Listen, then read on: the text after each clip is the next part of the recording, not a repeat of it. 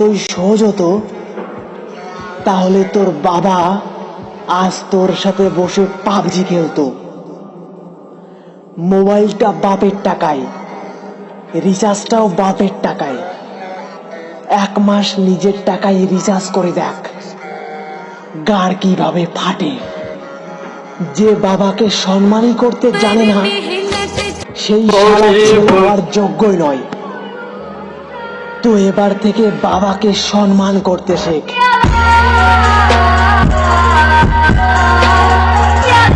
হ্যাঁ বস, আগুন জ্বালাবার জন্য সব সময় পেট্রোলের প্রয়োজন পড়ে না বস।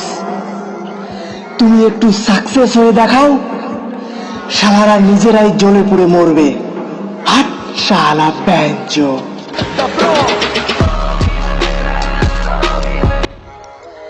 আমাদের সমাজে কিছু মাদারচোদ আছে, এরা না তোমাকে অসফল হয়ে থাকতে দেবে, আর না তোমাকে সফল হতে দেবে।